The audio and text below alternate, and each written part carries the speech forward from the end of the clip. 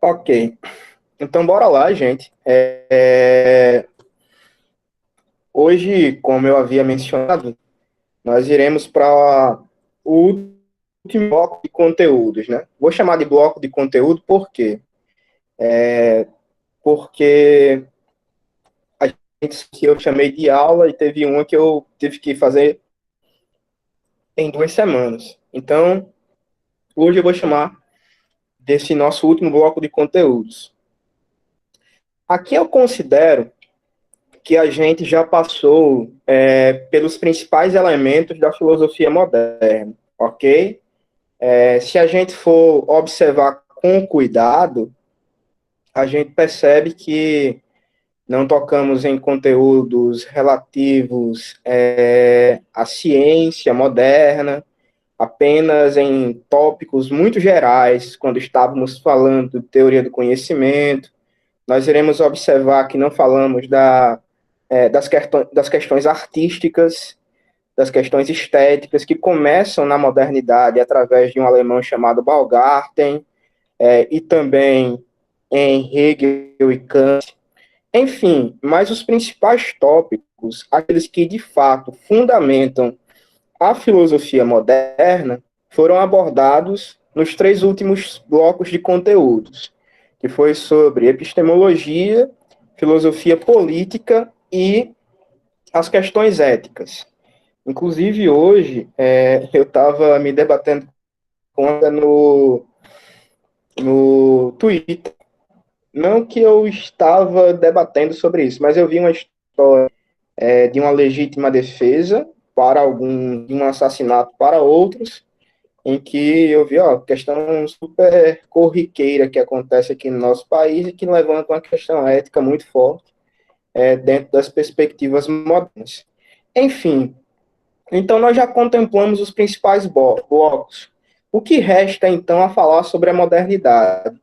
Resta agora falar daquilo que aparece na história da filosofia, na história do pensamento, sendo a principal crítica, ou as principais críticas feitas à modernidade como um todo.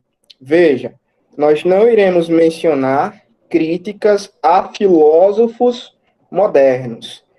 Nós iremos mencionar críticas a o projeto da modernidade, ok? Por que essas críticas apareceram e quando elas apareceram?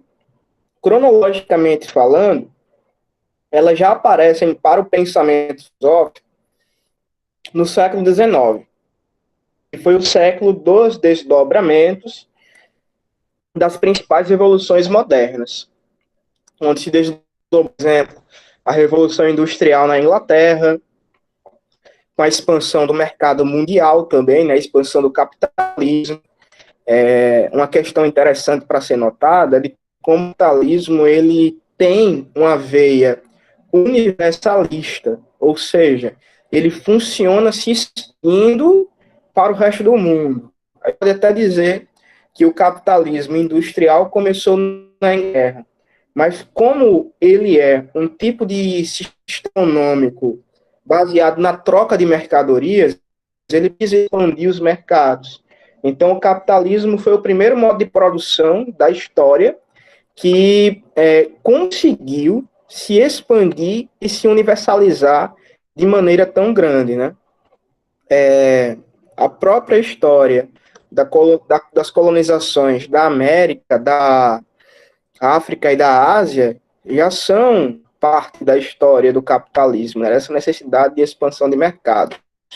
Então, dizem que, os teóricos, no caso, não os fofoqueiros, eu falo assim, dizem, aí fica uma coisa meio fofoca, coisa e tal, mas dizem teóricos que com a expansão do capitalismo, nós podemos ver a fundação da história da humanidade.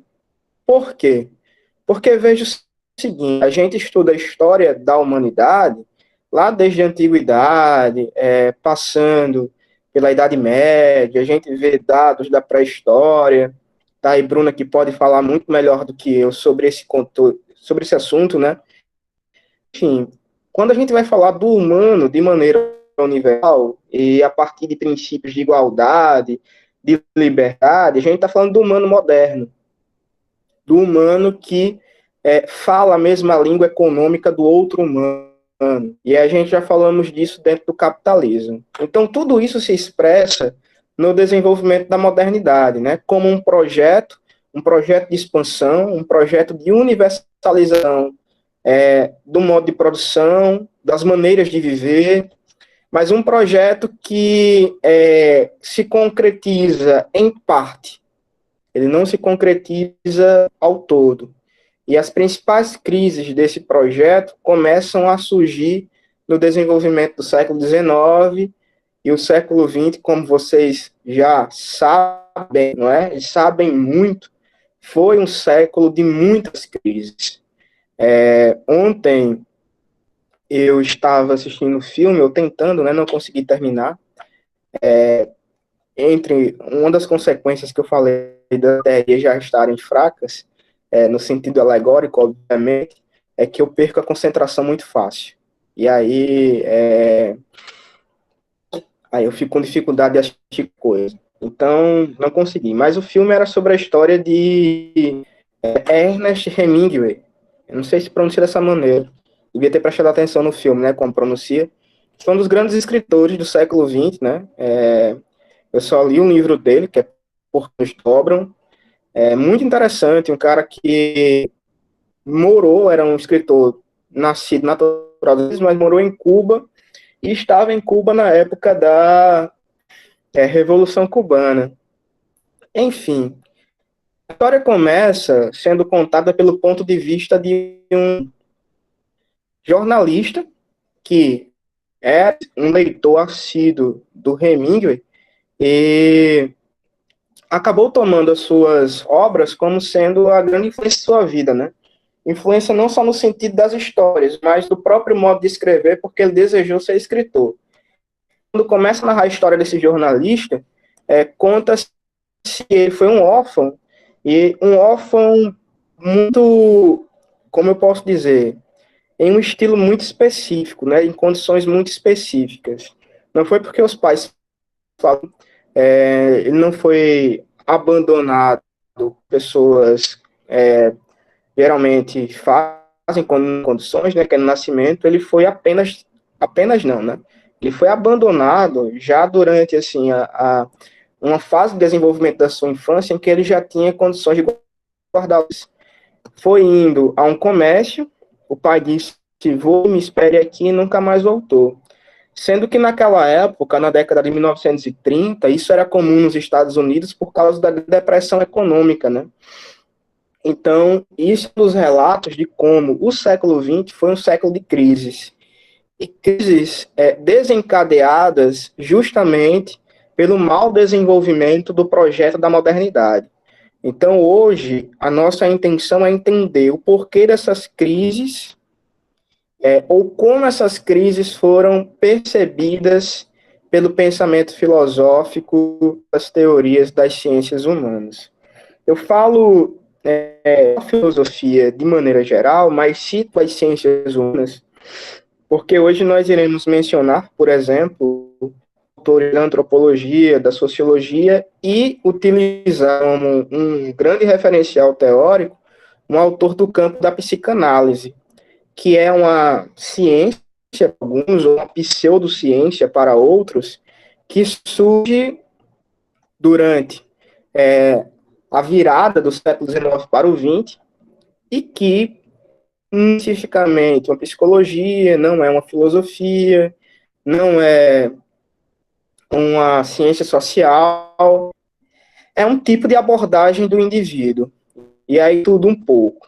Bem, que é o Sigmund Freud, né? Nós iremos hoje, portanto, ver um pouco sobre essa crise da modernidade, ou na modernidade. O primeiro tópico que eu coloquei aqui, vocês devem estar vendo aí na projeção da tela, que é essa crise de projeto, beleza? O que seria o projeto moderno, gente? Isso é importante. O projeto moderno é concretizado pelo iluminismo, ou concretizado no pensamento iluminista. porque nos fatos a gente não consegue perceber isso. O que é que o iluminismo passava enquanto projeto para as sociedades? A ciência como sendo o norte do ser humano, das sociedades, para a solução dos principais problemas. Então, a gente observa que, para entender a natureza, nós recorríamos à ciência, mas para entender a sociedade, nós também estávamos recorrendo à ciência, ao pensamento, à razão, a ideia de que a ciência e a racionalidade humana poderia nos guiar ao progresso. Nós também víamos no iluminismo um forte apego à autonomia humana, quando nós falamos no sentido de conduta, no sentido de vida mesmo, né? Tanto a autonomia social, no sentido de que nós podemos realizar enquanto sociedade a partir de princípios democráticos, não precisamos passar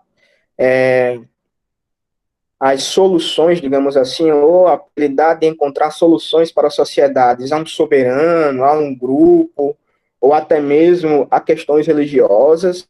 O ser humano é racional e, por ser racional, ele tem autonomia de decidir o que é melhor para ele, e no sentido social, todos os indivíduos deveriam participar disso. Então, essa é uma perspectiva iluminista. O iluminismo também tinha como ideais sociais e políticos os princípios que regeram as principais revoluções da modernidade, como a igualdade entre as pessoas, a liberdade individual, o direito à propriedade privada, como também as questões relativas às democracias liberais. Então, nós observamos que o projeto iluminista é um projeto de universalização de um modo de viver, um projeto de universalização da ideia de ser humano, e um projeto que, se concretizando, nós sairíamos de uma situação muito ruim, enquanto sociedade, enquanto indivíduo, a uma situação muito boa.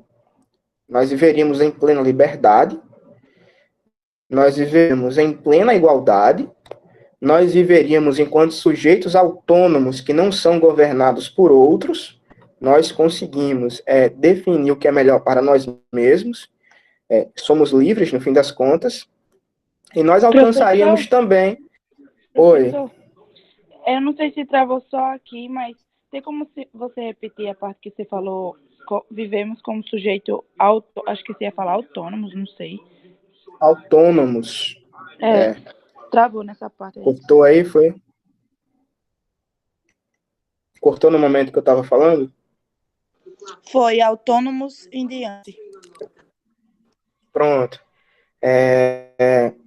O que eu estava dizendo é que a ideia, ou as ideias iluministas, promoviam essa visão, né, ou essa crença que nós viveríamos como autônomos, capazes de ser governados por nós mesmos, viver em plena liberdade, tanto no sentido individual quanto social.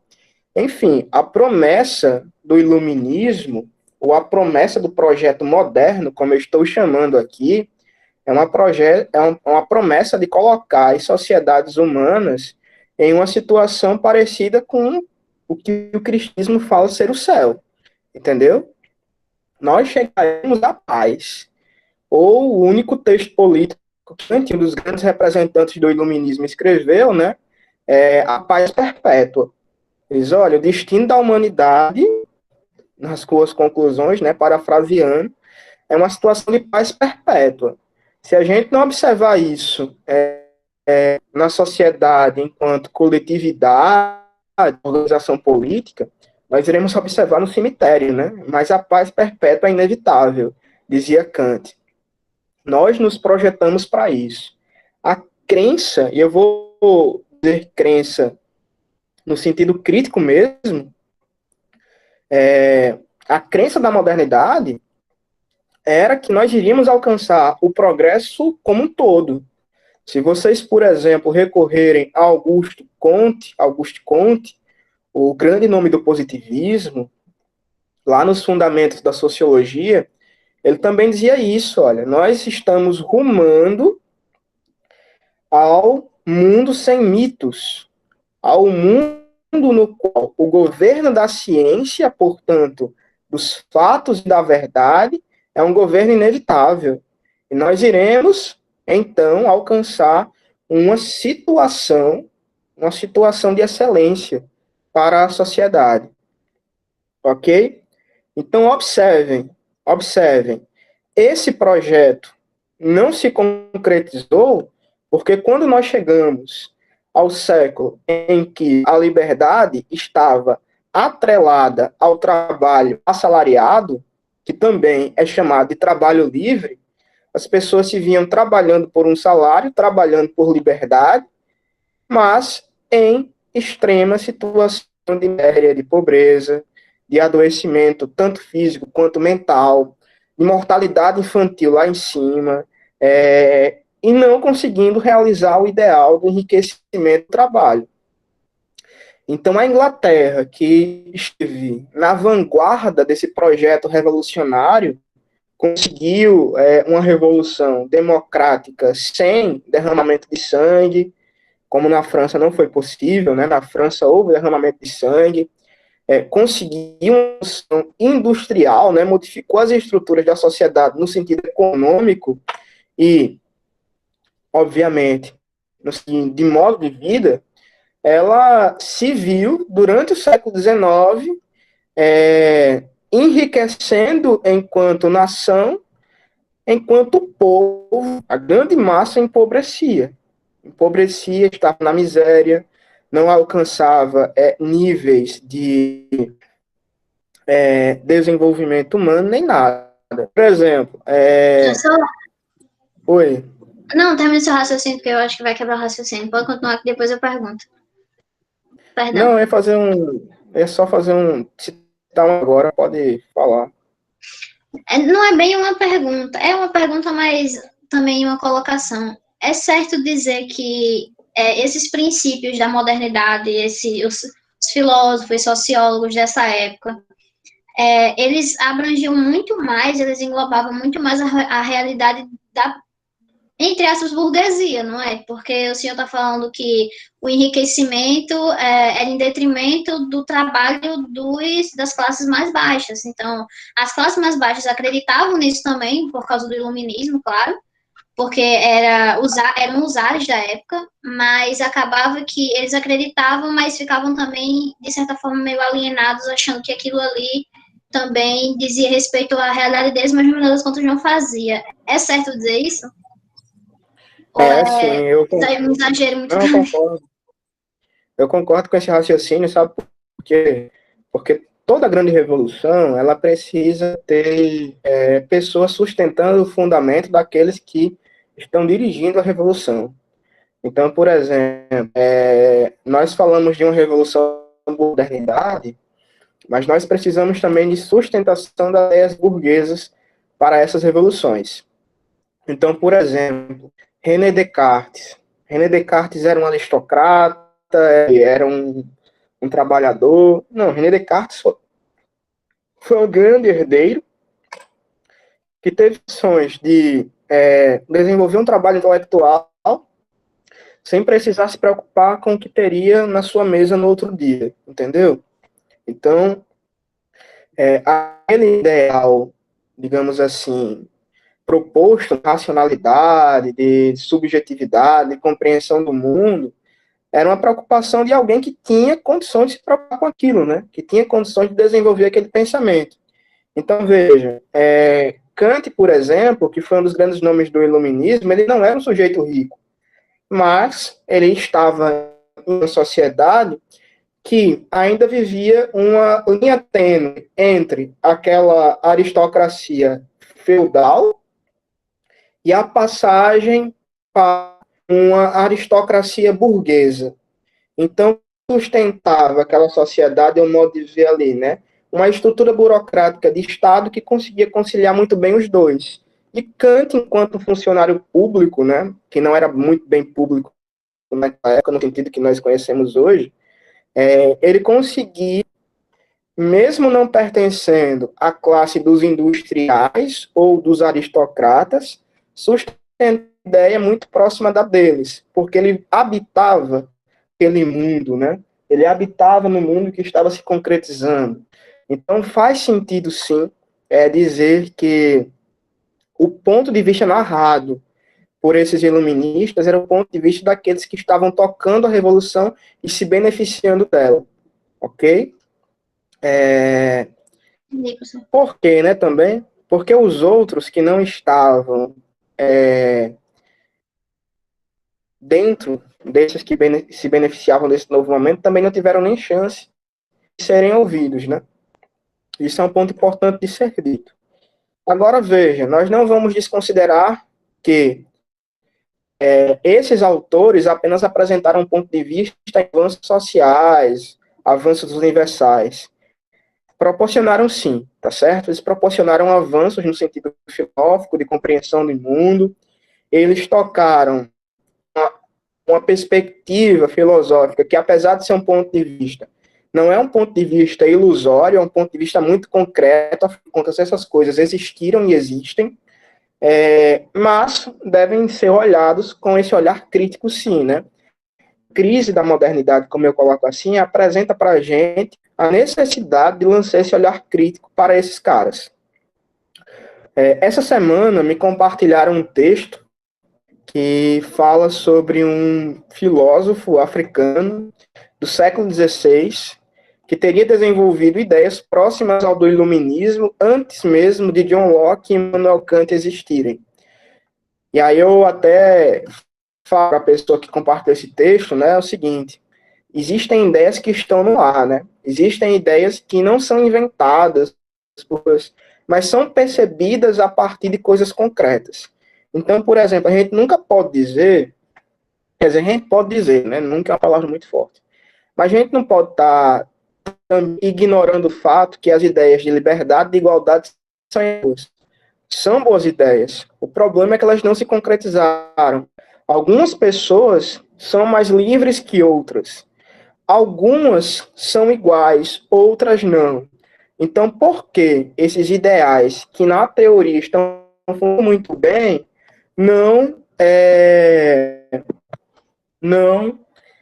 elas não conseguem se concretizar no mundo prático? Esse foi o impasse do século. E aí, a citação que eu ia fazer para vocês é uma indicação, no caso, talvez vocês já tenham até visto. Saiu há poucas semanas na Netflix, né? Aquele filme Enola Holmes. Não sei se vocês já viram. Que conta a história, uma história fictícia, né? Da que seria a irmã do Sherlock Holmes, mas também se passa com uma narrativa histórica muito interessante das lutas feministas no século XIX. E isso é muito bom de ser visto e ser notado. Tem uma cena do filme, também é muito bom, viu, Bruno? Que ela é debochada e o deboche é muito legal. Começa a narrar Londres como sendo a cidade perfeita, né? A cidade desejada por todos, a cidade do desenvolvimento, a cidade do progresso, enquanto a personagem vai falando essas coisas boas sobre Londres, aí vai se filmando os ratos na rua, as pessoas sem uma higiene adequado, a comida mal feita, os esgotos no meio da rua, enfim, são das contradições da narrativa do progresso e da concretização dessas ideias, né? Ou seja, essas ideias alcançaram... Oi. Conclua. Essas ideias alcançaram apenas grupos pequenos, né? Não alcançaram as massas. Era isso que eu ia dizer. Eu fico ouvindo e fico lembrando de um pouco da aplicação disso, pensando na história do Brasil, né? A colega pediu até a revisão de história do Brasil, e aí você falando vai me lembrando de algumas coisas que são interessantes de serem destacadas. por exemplo, a questão da independência do Brasil, né? A partir no finalzinho, no início do século XIX, ali, 1820, 1822, por aí, a gente já começa a se movimentar, falando em independência do Brasil, no final do século XVIII a gente já começa a se movimentar, né? Com a Conjuração Mineira e Baiana e tal, já começa a falar em liberdade, igualdade, etc. E essa liberdade, essa igualdade, ela pensava especialmente os grupos mais da elite, né? Pensava na elite. É tanto que a independência, ela vai ser feita lá em 1823 com esse discurso, com o discurso de liberdade, com o discurso de igualdade, mas a abolição ela só vai acontecer em 1888. Então, existe realmente essa contradição dentro desse discurso, né? Mas esse discurso, ao mesmo tempo, ele não deve ser ignorado. Imagina aí, se a gente não tem um discurso de liberdade, se a gente não tem um discurso de igualdade, será que teríamos essa abolição lá em 88? Eu acho que talvez não. Né? Então a gente muitas vezes ignora, a gente fala das contradições e é importante da gente ressaltar as contradições, ao mesmo tempo que também é importante da gente ressaltar a importância dessas ideias. Né? Essas ideias, elas existem e aí a gente tem que ter como ideais a alcançar cada vez mais e não como ideais, não tem igualdade, não tem liberdade, então ignora. Não, também não é assim, né? A gente tem que sempre buscar alcançar cada vez mais esses ideais. E aí, só para. É isso, né? De lembrar da relação também com a nossa história do Brasil, que esses ideais eles eram muito fortes também durante aí esse período de independência, etc.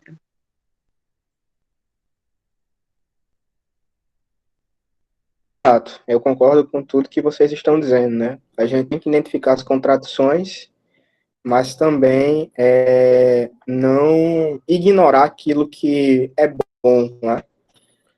Vai falar, Gabriela? Posso falar? Eu ia falar. É Bruna, né? É, Bruna. Eu lembrei Eu, que. Eu lembro de um professor falando sobre isso em sala. Eu nunca tinha ouvido, na verdade, um professor falando dessa maneira, porque a forma pela qual meus professores ensinam história do Brasil, eles não falam muito da. Pelo menos os que eu tive, né? Não falavam muito da relação. Só falavam que do nada o Brasil resolveu, de alguma forma, vamos ser independentes. Eu nunca tinha ouvido, de fato, que nunca tinha ouvido a relação do Brasil com a Inglaterra, com a França, com a Europa, não só com Portugal, sabe, com Espanha. E eu lembrei desse processo mesmo, assim que você falou, eu lembrei disso. Que também o pessoal, os brasileiros que estavam de fato começando a nascer no Brasil, né, há algum tempo, algumas décadas, eles não se formavam aqui no Brasil, eles sempre, os filhos da elite estudavam na Europa, então eles iam muitas vezes para a Europa, para a França e traziam esses ideais aqui para o Brasil, né?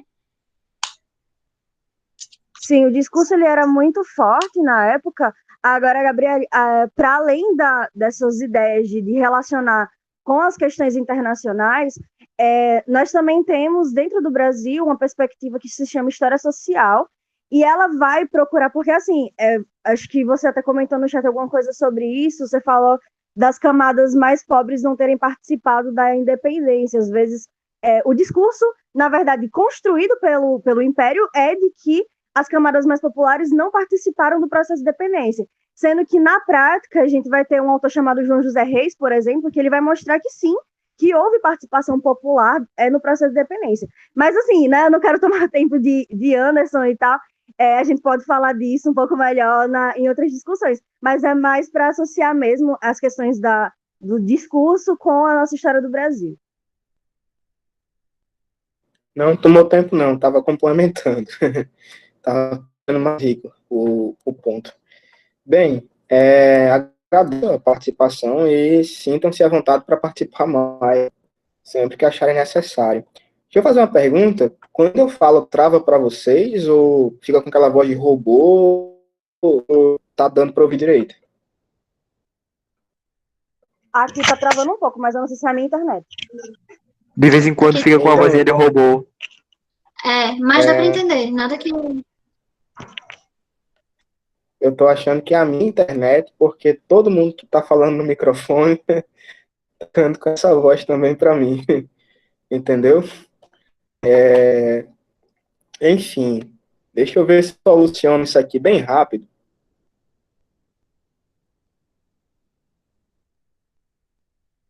Enquanto ele vai solucionando aí, eu vou falando. Eu tava digitando aqui no chat para comentar. É, é assim que você estuda, Gabriele, porque é assim que é narrado há muito tempo, né? Desde da criação do IHGB, que é o Instituto Histórico e Geográfico Brasileiro, que nós temos uma versão de história do Brasil que deve ser narrada. Então, por exemplo, eu tenho certeza que todo mundo aqui já ouviu falar em Câmara Cascudo. Ele fala, por exemplo, que não existiu escravo, não existiu índio aqui no Rio Grande do Norte. E aí, será que realmente não existiu? Ou será que essa narrativa ela foi construída de forma a dizer que não existiu índio nem escravo no Rio Grande do Norte?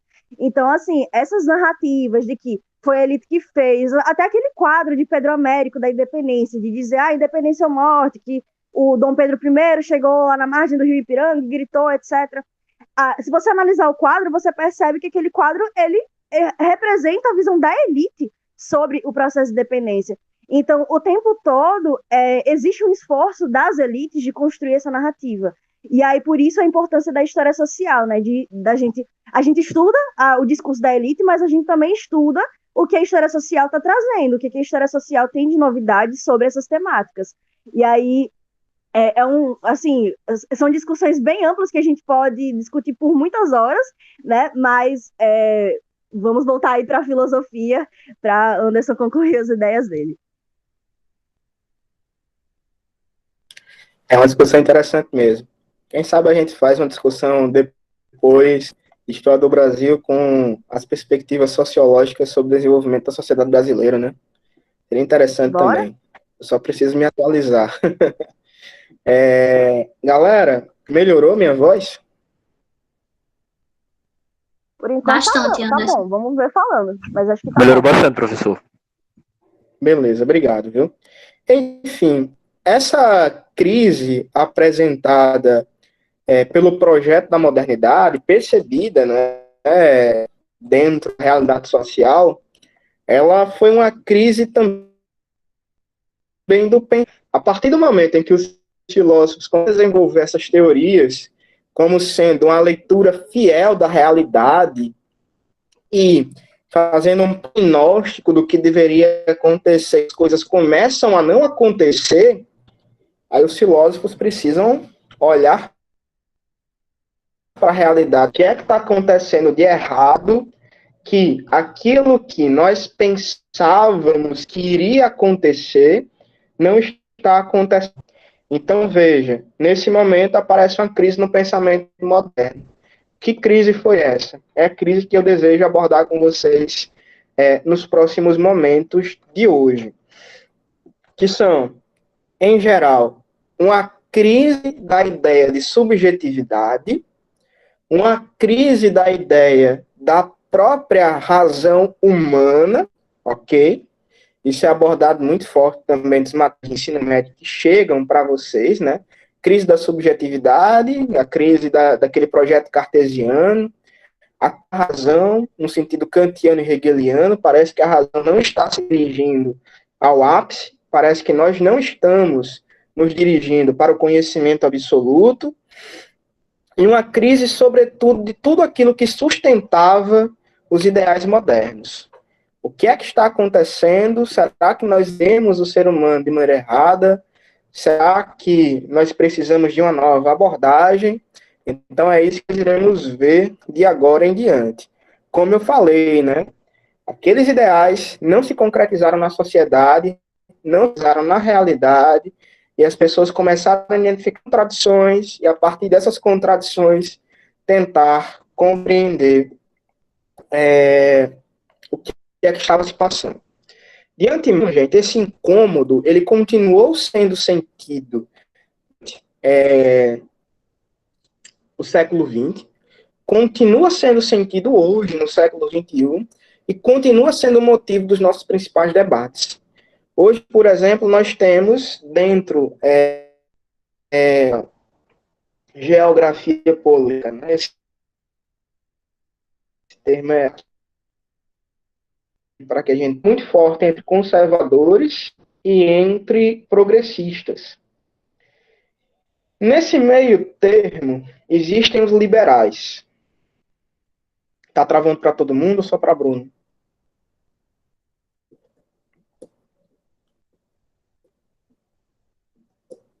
Aqui Eu também li só tá. os trechos. Deu uma travadinha de novo, professor. Travou de novo? Travou muito?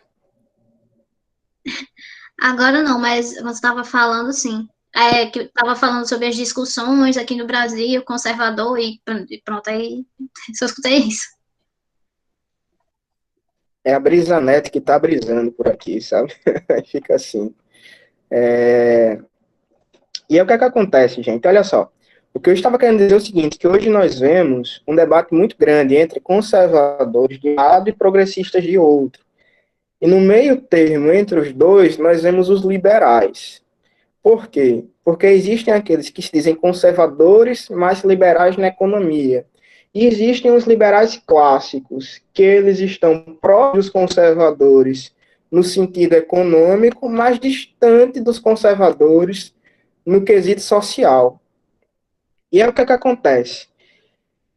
Esse debate, ele marca o incômodo gerado pela modernidade. Por quê? Porque o projeto moderno, ele é um projeto liberal. Os conservadores são aqueles que criticam o liberalismo dizendo o seguinte, ó, nós nos afastamos dos valores que poderiam nos conduzir a um estado de sociabilidade ideal. Nós nos afastamos da fundação do Ocidente.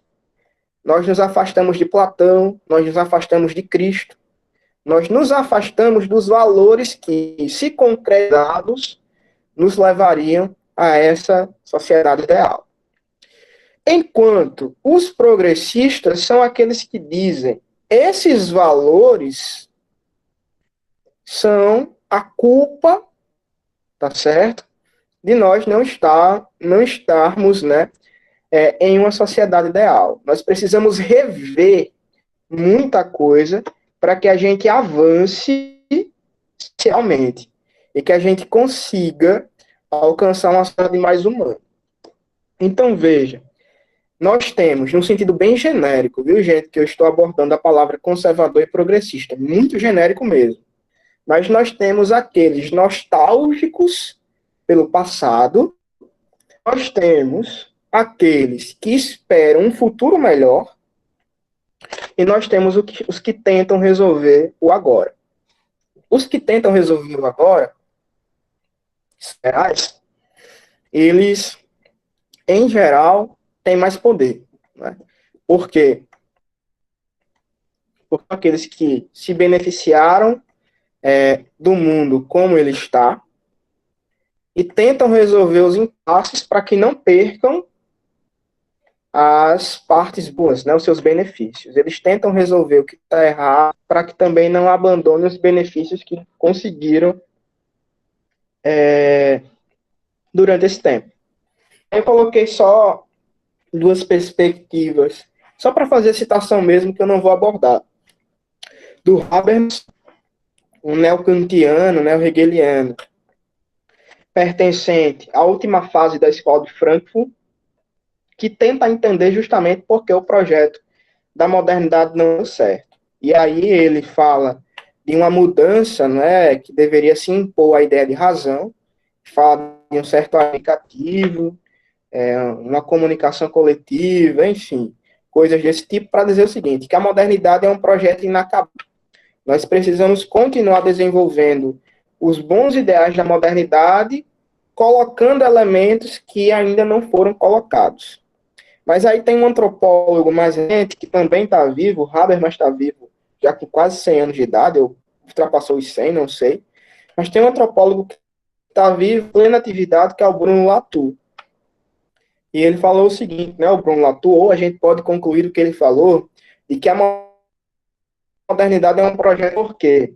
Porque, na realidade, a modernidade, ou a ideia de modernidade, é relativa às sociedades ocidentais. Ou seja, ela não pode se universalizar como tende, como quer, né?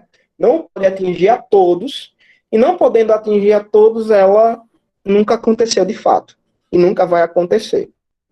Você veja aí que esse incômodo em relação ao projeto moderno é um incômodo que está em destaque nos nossos dias atualmente. Ok? Vamos tentar entender quais foram os principais teóricos que abordaram esse incômodo e que ainda são atuais.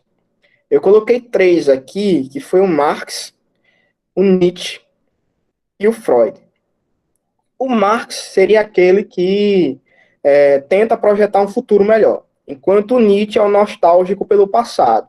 E o Freud é aquele que diz o porquê não deu certo e o que a gente deixou de considerar. Inclusive, tem uma coisa engraçada, gente.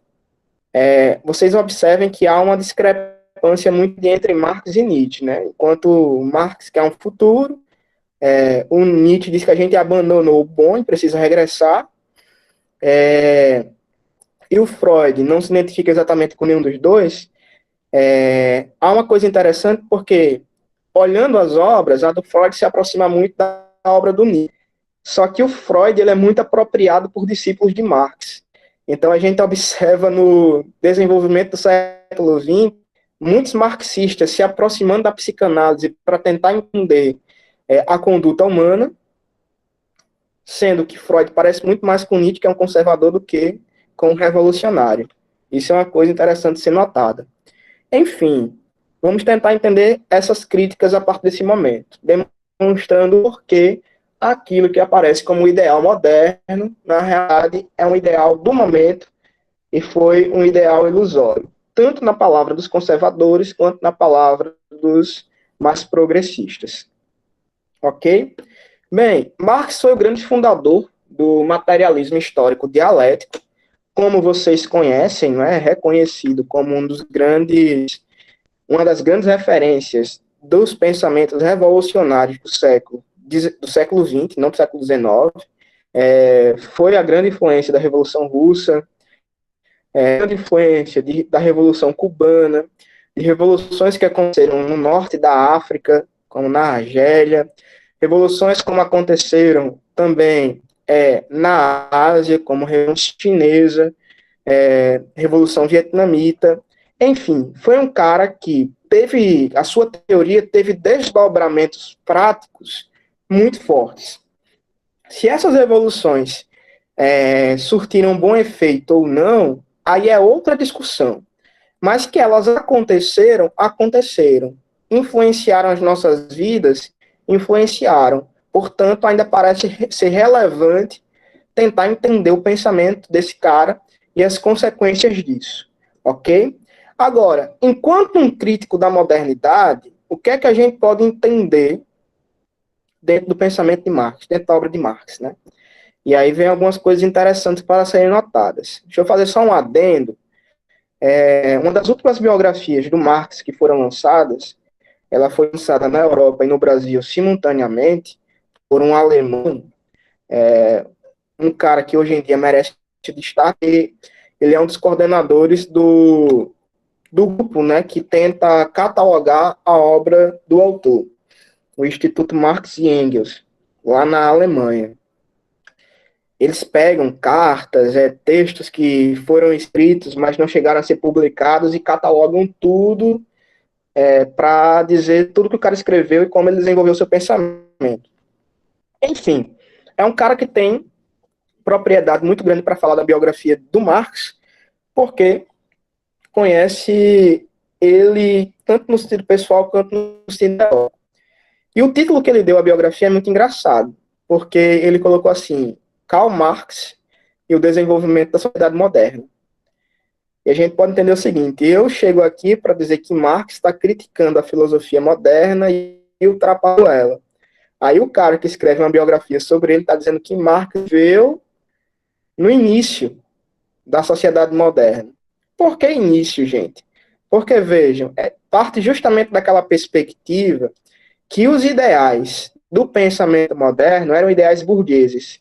Sendo ideais burgueses, eles só se concretizam socialmente a partir da Revolução Industrial e da Revolução Francesa e da independência dos Estados Unidos.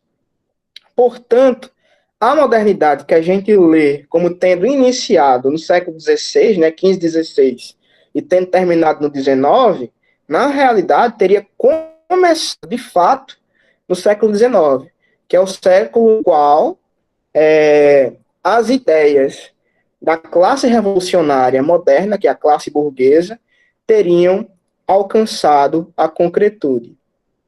Bem, isso é uma discussão muito forte, não vou entrar no mérito dessa discussão, mas só para que vocês entendam que, para alguns, nós começamos a modernidade no século XIX e estamos vivendo o seu auge agora. E o auge é contraditório mesmo, diriam esses pensadores marxistas. Bem, qual é a principal crítica feita por Marx, ou o fundamento dessa feita por Marx, da filosofia moderna? Inclusive, essa crítica ela é feita dentro do livro A Ideologia Alemã, que foi originalmente pensado para ser uma crítica ao desenvolvimento do pensamento alemão de sua época, dos pensadores que desenvolviam um pensamento com base em Hegel, e acabou virando livro de uma crítica à filosofia de modo geral. E aí ele utiliza a palavra ideologia para determinar o que seria a filosofia. A palavra ideologia hoje em dia é muito utilizada, né, dentro dos nossos debates sociais e políticos. E, em geral, nós compreendemos ideologia no sentido de sendo aquelas ideias políticas adotadas por um grupo de pessoas, não é? E dão ainda mais um sentido negativo essa palavra ao dizer que as pessoas que seguem ideologias são pessoas que seguem farsas, que seguem mentiras. Nós precisamos deixar a ideologia de lado. Bem, como é que foi um dos grandes teóricos do conceito de ideologia, definia isso? Ele compreendia a ideologia como sendo um mascaramento das relações reais, sendo as ideias não que são seguidas por livre e espontânea escolha, mas sendo as ideias das classes que dominam o mundo no sentido econômico e político. O que é a ideologia, portanto? É a visão do mundo, a visão de mundo de quem domina a sociedade. Então, quem é o ideólogo? É aquele que fala em nome da classe dominante. E o que é que significa, então, enxergar a filosofia moderna como uma ideologia? Significa enxergar a filosofia moderna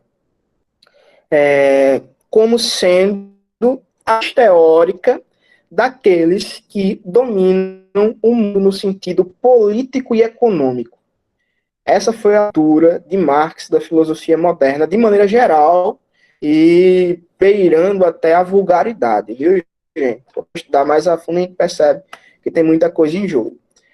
Mas não seria isso. A filosofia moderna, ela é uma ideologia, por quê? Porque ela falou em nome da classe dominante para justificar essas revoluções burguesas. E aí, dentro da ideologia alemã, tem aquela frase que todo mundo já ouviu falar alguma vez na vida, a frase do Marx, né, que é: os filósofos de todos os tempos tentaram entender o mundo. Precisamos agora transformá-lo. Que é tese 11 sobre Feuerbach. Está dentro também dos textos da ideologia alemã. Era justamente o que ele estava querendo dizer. Precisamos transformar, não precisamos abandonar a filosofia, mas nós precisamos transformá-la, né? Fazer dela não um instrumento de conformação à classe burguesa, mas um instrumento de transformação das ideias burguesas. Esse é o Marx político e filósofo. Mas ele faz tudo isso a partir da inversão de um conceito, que é a inversão da dialética hegeliana. Olha só, marquei aí para vocês.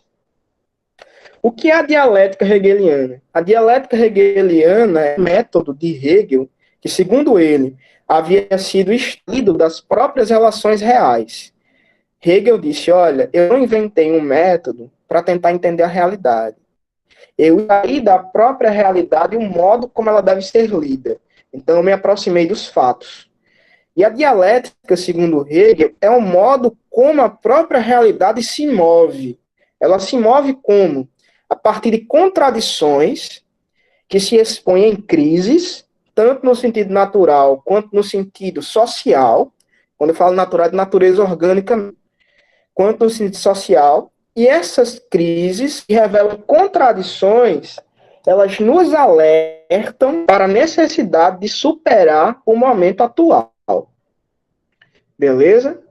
Só que quando Hegel escreve isso, ele escreve no sentido muito cultural da coisa, no sentido da ideia que se move, do espírito que tenta se reconhecer e se expressar nas instituições sociais. Já Marx, quando lê isso, ele lê no sentido material e concreto.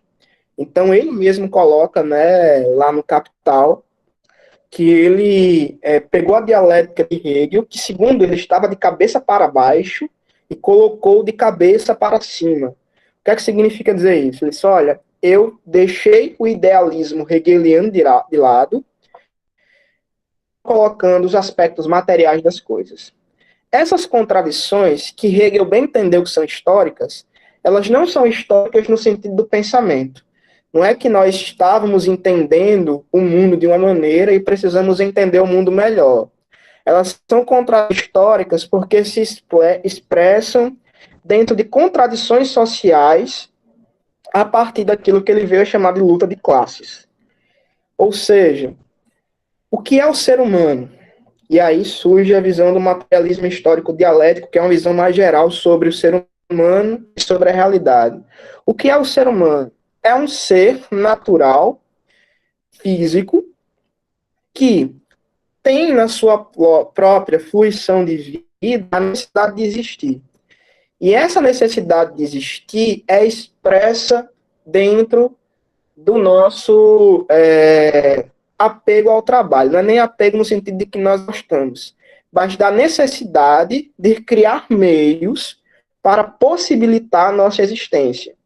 O ser humano, sendo um animal muito mais complexo que os outros, ele também desenvolve meios complexos para se sustentar e continuar existindo. Então, o materialismo histórico dialético percebe no trabalho uma condição, eu não posso dizer que natural, mas essencial do ser humano. Então, o que é que explica a vida social? É o modo como a sociedade desenvolve-se a partir de um modo de produção. Então, o que está na base do desenvolvimento da sociedade, diferente do que Hegel pensava, não é a ideia, mas são os modos produtivos. Porque, veja, eu escolho o que fazer da minha vida a partir das condições que eu tenho. A sociedade escolhe como se organizar a partir de condições que ela cria para se sustentar. Então, o que fundamenta uma sociedade em uma época histórica para Marx, materialismo dialético, é o modo de produção. Qual era o modo de produção da época em que Marx vivia? O modo de produção capitalista. Então, aquilo que fundamenta a realidade para Marx é isso aqui, ó. O capital, ok? O capital é dinheiro? Não, o capital não é dinheiro. Dinheiro é uma expressão do capital segundo a linguagem econômica. É a forma social do capital. Mas o capital, enquanto conceito, é uma relação social baseada na produção de valor e no trabalho assalariado. É um conceito muito complicado. O cara escreveu quase 3.000 páginas para desenvolver o conceito de capital, né? Que é os 3 volumes do Capital. Dá umas 2.600 páginas, talvez. Fora aquilo que ele não conseguiu publicar, nem Engels, porque morreu, né? Ficou como rabisco. Enfim, o que eu quero dizer é que seria complicado a gente definir em gerais o que é capital sem cometer algum esquecimento. Mas entendo como uma relação social. Sendo a relação modo de produção, é ela que fundamenta a realidade social da modernidade. Então, o que é que define a nossa existência no nosso atual momento histórico? É o capital. E o que é que o capital faz para a sociedade, segundo Marx? 2 consequências imediatas. É a consequência da alienação do trabalho, portanto, da alienação dos indivíduos, e do fetichismo da mercadoria. Ou seja, o principal valor do mundo em que nós vivemos, que é o valor da mercadoria. Veja, olha só, explicando de maneira geral aqui o método, né?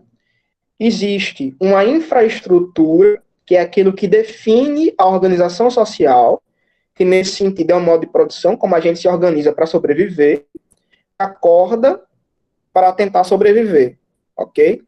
Então, o modo como a gente se organiza produtivamente define as outras coisas. É isso que está no fundamento.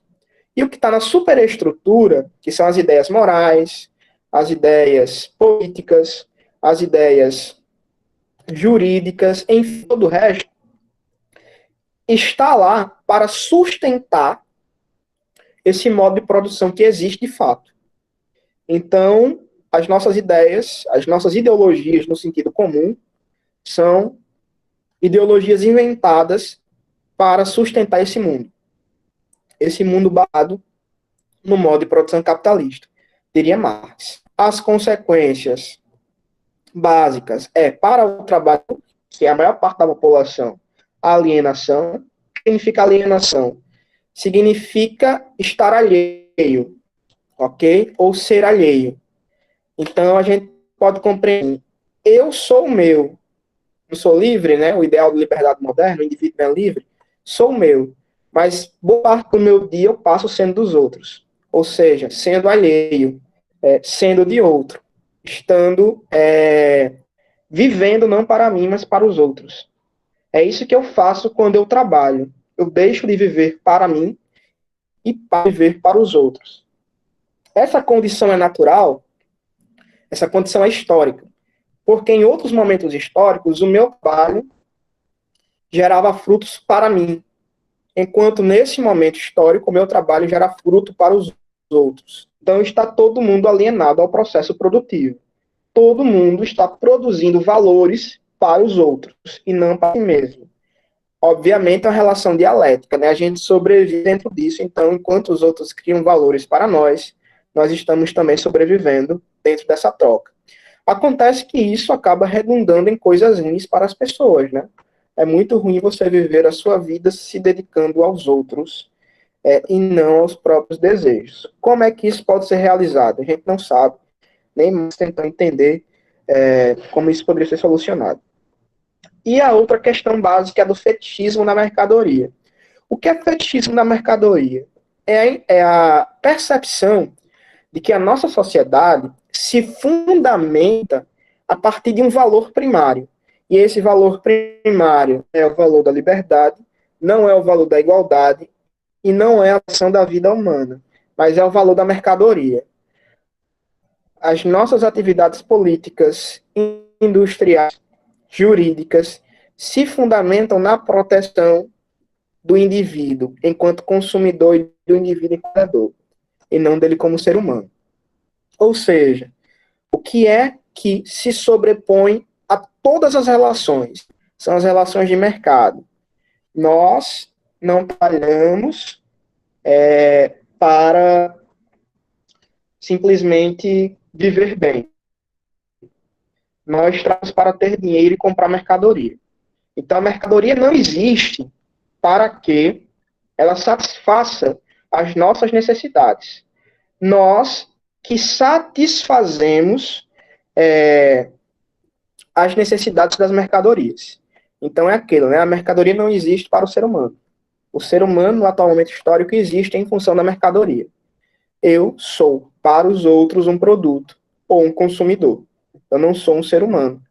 Dentro da nossa linguagem social, nós nos relacionamos de maneira fetichizada. É o que vem ser chamado depois de reificação.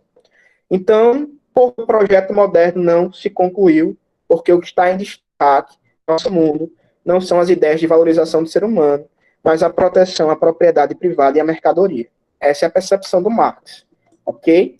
E tudo isso, segundo ele, é um momento histórico e não universal, não é eterno, pode acabar, e aí entra no Marx revolucionário, que tenta propor um modo de acabar, né? Mas aí é outra história, não é uma história que seja relevante para este momento agora da nossa discussão. Beleza? Vamos para o próximo. Esse filme que Gabriela citou aí no chat, Sonho de Vida Americano, é um filme ou é um livro? Ou é o quê? Eu confesso que não assisti, não li e não sei do que trata. E American se for Way uma of máxima, Life seria. É uma ideia, né? Seria tipo o sonho americano. Qual é o sonho americano? De você ter uma casa, de você ser rico, basicamente. Né? O sonho da classe média seria o American Way of Life. sim, sim. Quanto à ideia, sim. O American Way, assim, o estado de bem-estar social, né? Aquelas ideias são, sim, inspiradas dentro dessa perspectiva burguesa, viu? Não da perspectiva marxista, né? Dentro da perspectiva burguesa. Por quê? Porque, como eu falei para vocês, para que as pessoas, e aí entrando já na perspectiva política dele, né, não se revoltem contra esse sistema, elas precisam esperar que um dia elas estejam no topo também.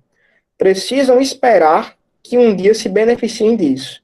Então, o que é que acontece? O fato é que elas estão sendo exploradas, sugadas, adoecendo, tanto mentalmente quanto fisicamente, mas elas estão esperando que um dia elas estejam numa condição melhor por causa do seu trabalho. E aí surge aquela máxima de que o trabalho enriquece. A gente percebe que não é o nosso trabalho que enriquece, mas é o trabalho dos outros, ok? Que enriquece quem não trabalha. Mas tudo isso está dentro do que Marx chamaria de ideologia. São as ideias que sustentam o atual momento histórico, ok? Beleza, gente? Bora lá. Bora para Nietzsche agora?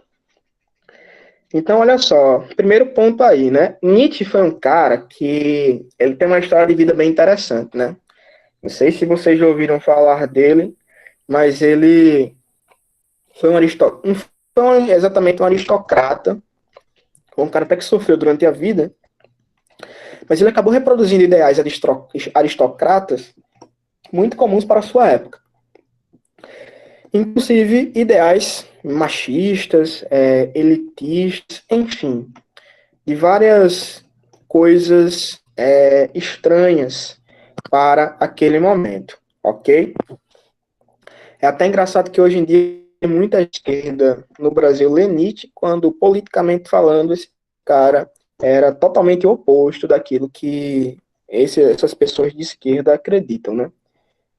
Mas ele escreveu coisas interessantes que demonstram justamente o modo ou porquê essa sociedade moderna ela não se realizou. E diga-se de passagem, apesar de ser um aristocrata conservador, Nietzsche não era nada religioso, né? Talvez isso aproxime da esquerda hoje em dia, pela sua crítica feita à moral.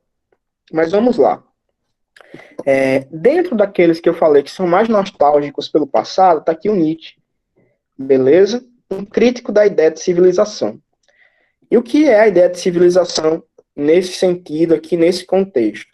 É a ideia daquilo que nasceu a partir da filosofia grega clássica, Sócrates, Platão e Aristóteles, se desenvolveu com o cristianismo, se modernizou com o capitalismo e se expandiu com a colonização. Ok? A história narrada para a gente, né, a história do mundo narrada para a gente, que é essa história moderna, a história do colonizador, é isso que Nietzsche está chamando de civilização. Só que para ele, essa civilização que veio apoiada em uma religião do mundo e de uma filosofia de ideias do mundo, elas serviram para domesticar o ser humano. E domesticar no sentido negativo mesmo, no sentido em que nós deixamos de viver aquilo que deveríamos viver para viver uma outra coisa.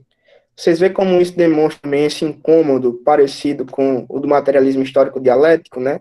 Nós estamos alienados, nós não estamos vivendo o que nós deveríamos viver. Bem, é um dos pontos que os filósofos reconheceram como consequência da modernidade. Nós não estamos vivendo o que deveríamos ou o que deveríamos viver. Nesse sentido, o Nietzsche diz o seguinte: nós estamos em uma vida sem sentido, em um mundo sem sentido, porque nós esquecemos que as coisas de fato não têm sentido.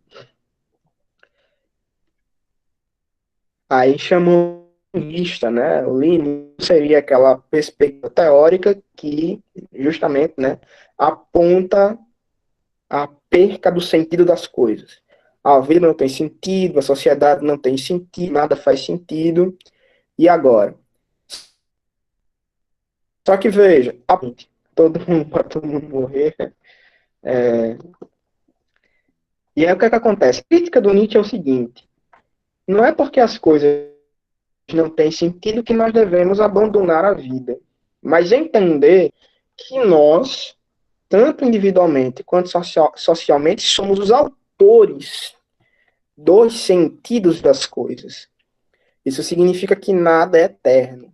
Tudo é passageiro, mas as coisas existem e, existindo, nós podemos dar sentido a elas.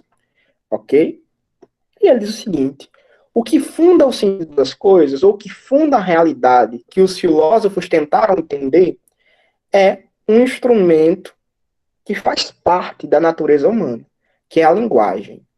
E aí, o que é a linguagem? Isso influencia muito a filosofia do século XX, essa perspectiva aqui. O que é a linguagem? A linguagem é o modo em que a gente consegue estar nossa mente com os fatos que estão no mundo, com os objetos, com as outras pessoas. É a partir da linguagem que eu olho para esse objeto e digo que ele é um pente. Ok? Porque se eu não conseguisse pensar esse nível de linguagem, eu olharia para ele e não entenderia o que ele é. Veja, a natureza desta coisa aqui não está nela mesma. A realidade desta coisa, mundo Nietzsche, não está nela mesma. A realidade está naquilo que nós conferimos como ser, ok? Pegue este pente e coloque diante de uma pessoa que nunca viu um pente na vida. Ela não vai pensar que isso serve como pente, vai pensar em outra coisa, ok? Ou vai descobrir, sei lá, por conta própria que dá para isso. Talvez utilize para outra coisa. Pegue um livro e coloque para alguém que nunca leu, que nunca viu um livro na sua vida. Vai entender que é outra coisa, sei lá, de comer, de amassar, é um instrumento de jogar em outra pessoa, enfim. O que faz com que a gente raciocine sobre o mundo, entenda o mundo como nós entendemos, é a linguagem. A linguagem funda a realidade, ok? A linguagem, portanto, ela também é um mecanismo de poder, porque uma vez fundando a realidade, ela escolhe o que é certo e o que é errado. Então, veja, os fundamentos, os princípios do que é errado não estão também na própria natureza das coisas. Estavam enganados os modernos, por exemplo, que fundou aquela moral deontológica da obediência ao dever que partia da razão, também estava errado. Porque tudo que é errado é, na verdade, aquilo que nós criamos através da linguagem. Então, o mundo não tem sentido. Nós que damos sentido ao mundo a partir da linguagem, que é um instrumento poderoso. Nós fundamentamos o real.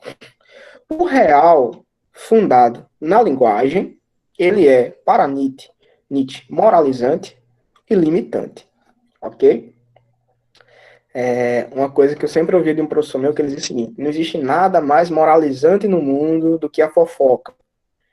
Quando você começa a falar dos outros, você começa a dizer o que seria certo, o que seria errado, o que o outro deve fazer, o que ele deixa de fazer.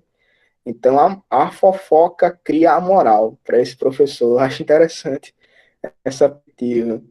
E aí você começa a moralizar coisas, né? Quem não gosta de uma fofoca, né, gente? Deve também ser um aspecto da humana como a linguagem. Nietzsche deveria ter escrito sobre isso, né? Enfim. E aí, o que é que acontece?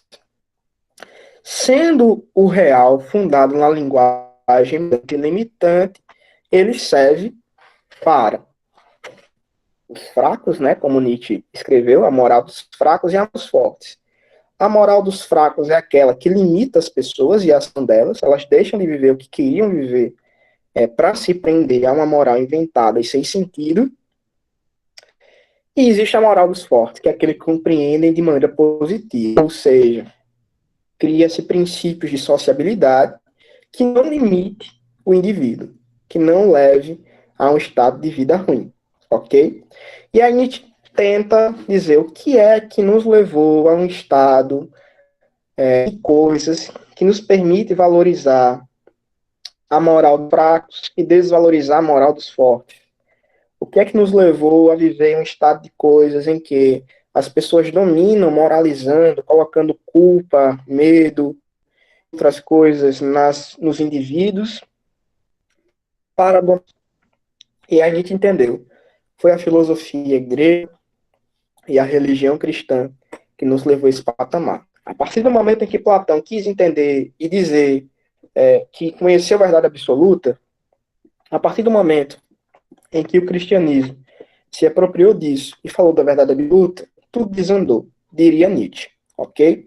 Então, segundo ele, a única maneira de fazer isso, né, ou de voltar àquela condição original da filosofia, que era dos pré-socráticos, é ultrapassar as dores, é reconstituir o ser humano em sua essência, que é uma essência aberta a sentidos fundados por nós mesmos, que não neguem a nossa própria natureza, a natureza de desejo, a natureza que se realiza dentro das formas artísticas, culturais, e que não neguem o indivíduo em sua inteireza. Seria essa crítica do Nietzsche. A modernidade, ela foi o ponto alto da civilização, mas de uma civilização que apenas domesticou, melhor dizendo, o ser humano, limitou, lhe fez fugir da sua original, digamos assim, e nos levou a uma condição de escravos, e não de livres. A uma condição de fracos, e não de fortes. Beleza? Nenhuma dúvida, Nietzsche?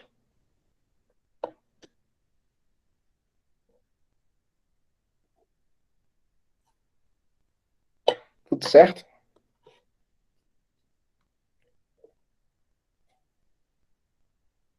E a gente chega no Freud. Então, olha só, eu tenho medo desse olhar aqui. Quem não tem medo desse olhar? Estranho, né? Então, bora lá. O Freud, ele tentou... Pois é, o Freud, ele tentou relacionar questões individuais de natureza psicológica a questões sociais. Escreveu um texto chamado Mal-Estar na Civilização, no qual é muito parecido com... Vai puxar o pé de madrugada. É muito parecido com a obra nietzschiana, ok? Em que sentido? No sentido que ele tenta entender essa ambiguidade da relação entre indivíduo e cultura, né? Enquanto a civilização é compreendida em Nietzsche como essa fundação do Ocidente, né? Freud utiliza a palavra civilização já no sentido mais cultural, como da cultura que envolve o indivíduo. A civilização, portanto, ela causa mal-estar nas pessoas porque ela desenvolve um projeto irrealizável pelos indivíduos que acaba proporcionando danos psicológicos que são expressos na conduta das pessoas. Então, quando a gente ouve, por exemplo, frases como nós vivemos tempos ruins porque as pessoas não fizeram terapia quando deveriam, expressa, de maneira geral, essa perspectiva do Freud, né? As pessoas, os indivíduos, sofrem um mal na civilização porque não conseguem conciliar os próprios desejos, as próprias intenções com os projetos sociais e culturais em que estão envolvidos. E uma coisa interessante de Freud é a sua compreensão sobre o que seria, né, a atividade humana, a vida humana. Ele disse, olha, o ser humano não é um ser racional, no sentido amplo da coisa. O ser humano é um ser desejante. Nós vemos e escolhemos viver, nós damos sentidos às coisas com base nos desejos que foram criados em nós. ok? O que é que me move a fazer algo? É o desejo que eu tenho por aquilo. Se eu tenho um desejo por algo, eu não me motivo a fazer aquela coisa, ok? Então, o ser humano é, por natureza, esse ser desejante. E aí, o Freud lança uma hipótese para tentar entender, que é a hipótese do inconsciente. Tem 3 estágios, né? A mente humana, e a mente humana seria justamente esse contato do indivíduo com o mundo ao redor, com a família, com a cultura e assim por diante. Tendo 3 estágios, um estágio de consciência, que é aquele que nós dominamos as nossas ações, um estágio de subconsciência, isso os freudianos acham até estranha essa nomenclatura, mas tudo bem, é só para a gente didatizar a coisa. E subconsciência, que é quando a gente não tem exatamente o controle da situação, mas nós temos condições de entender o porquê, mas também nós temos um estágio de inconsciência, que é aquilo que nós não alcançamos, nós não tomamos consciência, nós não sabemos o porquê, mas é aquilo também que fundamenta a nossa conduta. Então, veja, eu sou o que eu sou por uma coisa que eu não consigo explicar. Faz isso, é uma coisa que dificilmente algum teórico pós-psicanálise consiga escapar desse conceito. Freud demole a estrutura da filosofia moderna. Por quê? A estrutura da filosofia moderna não era do indivíduo autônomo, racional e conhecedor de si, do mundo. Com a hipótese do inconsciente, Freud diz, olha, nós não conhecemos nem a nós mesmos. Como é que nós podemos propor, então, conhecimento científico, racional, concreto sobre o mundo e suas múltiplas relações? Então, a hipótese, gente, do inconsciente, que a gente percebe o seguinte: a natureza da nossa conduta é uma natureza na qual nós não temos o total controle. Então, precisa resolver esse impasse, beleza? Qual é a natureza da conduta individual? E aí eles, olha, é uma natureza pessoal, não é uma natureza racional, não é uma natureza autônoma, não é racional, não está dentro das possibilidades das decisões do indivíduo. Nós não somos aquilo que Descartes pensou que nós somos, beleza? Nós somos seres desejantes. E aí, sexualidade, vejam, não é para ser interpretada no sentido apenas das relações genitais, viu? Sexualidade em Freud é uma coisa muito mais ampla que pode ser entendida como formas de gratificação e prazer, ou seja, tudo aquilo que desperta o nosso desejo e pode suscitar a nossa intenção de ter algum prazer. Então, isso seria a nossa natureza sexual, ok? Sei lá, você tem prazer assistindo o show da Xuxa. Isso se pela sua natureza sexual, diria Freud. Você tem prazer tomando banho de praia, vendo uma paisagem, enfim, tudo explica lá. Agora, o que tem de interessante nessa perspectiva é de que essa natureza sexual que conduz a conduta do indivíduo, ela é uma natureza formada no desenvolvimento da gente. O nosso desenvolvimento, passando pela adolescência e concluindo na fase adulta, que é aquela fase em que nós achamos que somos autônomos, que somos maduros, que dominamos a nossa conduta, é a fase da vida em que Freud diz o seguinte: tudo aquilo que foi proibido a gente durante a infância, que o desejo é obstruído, tudo isso é expresso hoje na nossa maturidade. É por isso que nós não controlamos os nossos desejos, de maneira geral, né? Alguns nós controlamos, outros não. Nós não controlamos as nossas vontades e nem mesmo toda a nossa conduta. As coisas se explicam dentro disso. E aí existem 2 conceitos que são essenciais no pensamento freudiano, que é o conceito de pulsão e de libido, né? Libido é essa própria estrutura desejante do indivíduo, que tende, né, a orientar a sua conduta pelo inconsciente, enquanto a pulsão são aquelas coisas que partem de nós em uma vontade e se expressam exteriormente de alguma maneira. Então, por exemplo, por que você, nessa idade da vida, está buscando fazer algo da sua vida e não buscando fazer uma outra coisa? Será que todos esses seus desejos e essas suas intenções são de fato conscientes ou são inconscientes? E aí Freud compreende o indivíduo dentro da estrutura que não consegue propor um autodomínio, ok? Analisando isso dentro do projeto social, dentro do projeto de civilização, Freud diz o seguinte: a própria civilização, e aqui os marxistas gostam, né, de entender isso no sentido social, também não consegue dizer o porquê se projeta algo no sentido social e se luta por alguma coisa.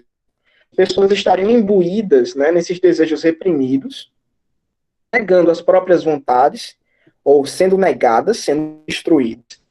E, de alguma maneira, em algum momento, iriam soltar essas repressões, iriam expor essa revolta em algum sentido. Eu digo que os marxistas gostam dessa parte porque isso eles a pensar que em algum momento essa revolta contida pelas massas seria solta de algum momento, né? A revolta que levaria o povo a entender que tanta exploração sofre deveria acabar em algum momento. Aqueles que tanto exploram, em algum momento receberiam um troco, né? Bem, não que Freud dissesse isso, mas ele diz, olha, essa relação ambígua entre indivíduo e sociedade, indivíduo e cultura, expressa dentro de um imaginário social, dentro de um imaginário que cria essas relações sociais e faz com que a sociedade se comporte enquanto coletividade com esse indivíduo que ora é recalcado e ora se domina.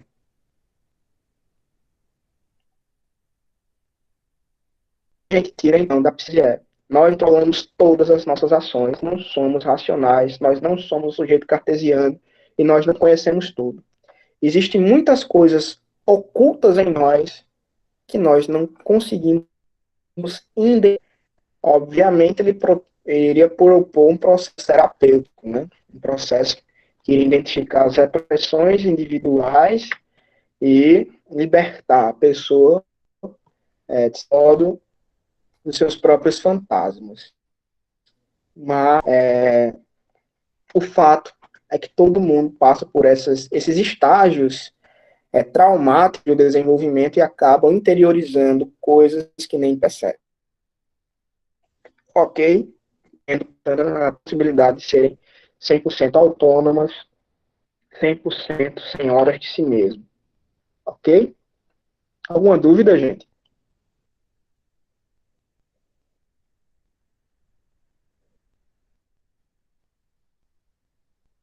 Dúvidas?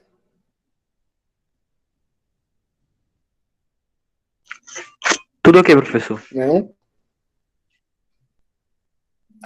Beleza. Olha só, por hoje eu vou finalizar, então, e aí eu converso com vocês lá no grupo, só crise existencial, eu converso com vocês no grupo sobre a possibilidade de a gente marcar uma aula para fazer aqueles exercícios, resolver aquelas questões e terminar essa revisão de moderna, beleza?